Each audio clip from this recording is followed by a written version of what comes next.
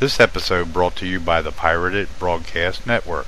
And Karl Haushofer by the Japanese royal court, which he had visited before the First World War. It was their sole intention to enter the political scene, and when the occultists actually got into the leading positions, the Tula Society was dissolved, and a much more secret circle of the Tula was formed. It was this circle which years before the beginning of the war undertook secret expeditions in search of the mysterious high civilizations of Shambhala and Agartha in the center of the earth. During the UFO Congress put on by Mikhail Hesselman at that time, and Finnish national TV was there, and they asked me to speak about Hitler and the Third Reich and his association with UFOs and the extraterrestrials. So I agreed to do it. After giving them some basic background on my knowledge of ufology, and of a sudden, and I mean this, of a sudden came through my mouth a quotation and a statement that alarmed me, as it did the cameramen and everybody else listening to it. They asked me, as an example, they asked me, was Hitler involved with the ETs in terms of biological research? And what came out of my mouth was simply this: yes, indeed, he was, but not like most people thought he was. He indeed was involved with them, and I went on to tell them that Hitler had made a pact or an agreement with the extraterrestrials. The extraterrestrials first approached him, as they later did the United States, and they said, look, if you let us use your people as biological research entities, or EBs, we will give you the technology to win the war. Hitler says, that's fine, but I will not let you use the Aryan race. But I'll tell you what I will do. I'll let you use all my prisoners, and you can use them unlimitedly to be your biological research entities. Now that also points up and I think clarifies many of the enigmas and puzzles that surround, for instance, the disappearance of people from Buchwald and some of the other places that later became history. Those people actually went to the ETs to be used as their biological research entities. Even the Second World War may have been planned or masterminded by the Freemasons and Illuminati, and the opposition financed by their manipulation of capital. Or were the guardians of the world karma from Shambhala and Agartha, the leaders of both sides, the Illuminati and the Nazis, initiators of the karma of Atlantis? In any case, there was one mystery. After the final battle in Berlin, hundreds of Tibetan corpses were found very close to the Nazi headquarters. And there is another mystery. The flying saucer technology, which points to an extraterrestrial high civilization. Should the Spear of Destiny, which is a symbol for the spiritual leadership role for mankind, be given to the German nation? Why did secret fleets of submarines retreat towards the South Pole and Argentina? They also carried Adolf Hitler, Eva Braun, and other secret members of the Tula Circle. And with the cessation of hostilities, of course, in Europe, Germany has capitulated, and of course there was an immediate interest and concern to get there as quickly as possible to capture the personnel, the documents, and also the instruments called the spacecraft which Hitler had created.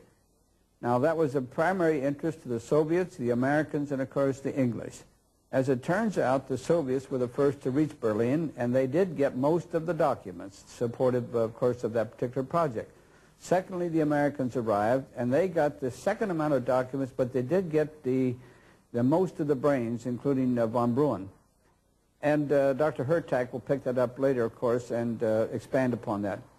Now, we also discovered when we got to Berlin that the two craft which we were most interested in, the spacecraft which Hitler had, of course, built, were no longer there. Indeed, they had been disassembled by the SS, and they had been spirited out of the country aboard two submarines, and they spent 6 months at sea and finally ended up in what is now, or always has been, Argentina.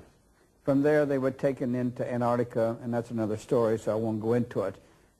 Another interesting thing, too, which I'd like to bring out here, when I had my lecture in Frankfurt 2 or 3 years ago, I flew directly from Frankfurt back to Chicago, Illinois for another major appearance, and in my audience was a woman who was very excited about what I was talking about because I was talking about this very subject.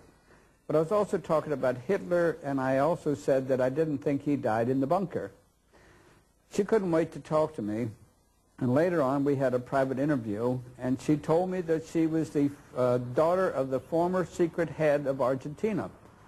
And I won't mention her name on TV, but nevertheless, I know that it was all substantiated.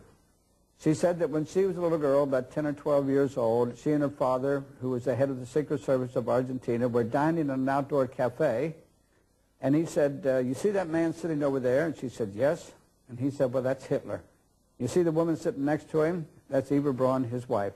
Hitler did not die in the bunker. So we have to assume then, as the spacecraft were being taken to Argentina, Hitler also went along with that and later set up his life in Argentina. Now, he died somewhere in the 80s after 1987 and fulfilled a prophecy as the great Lord of Darkness, of course, in accordance with the Mayan calendar. All witnesses were eliminated by Sebottendorf, of whom not even a photograph exists. Allegedly, he was assassinated in Turkey. Haushofer and his family allegedly committed suicide. All souls who were involved with one or the other party were drawn into the game of the seducers and the seduced. A game of power and powerlessness, culprits and victims.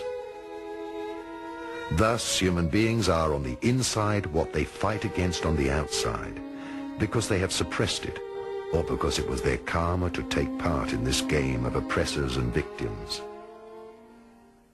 There is another theory on Sebottendorf, which is held by the French author René Allot, who in his 60s has written a book and had been intensely interested in Sebottendorf. In that book, he declares that Sebottendorf acted secretly on behalf of the Order's chiefs.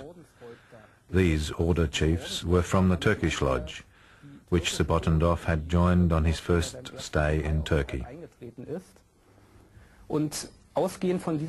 So from this theory derives the idea that Sebottendorf was possibly in charge of bringing the national movement in Germany under the control of the Freemasons.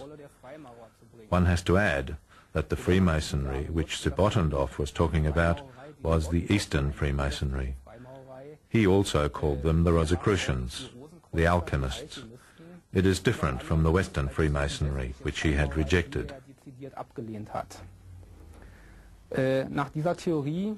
Following this theory, little by little, Sebottendorf published secrets, in particular in his book, The Practice of the Old Turkish Freemasonry, which was published in 1924. In this book, there are meditation practices aimed at self-discipline, which he brought back from Turkey.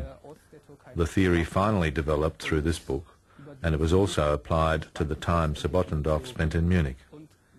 Even there, he is supposed to have been working under the secret order chiefs.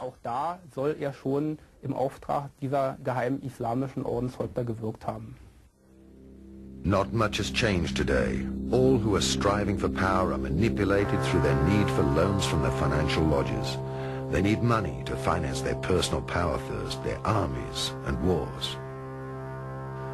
The Third Great War was already predicted in the scripts of the wise men of Zion. This one too is supposed to take place in Germany and Europe. It will be interesting to see who will be used as a tool this time.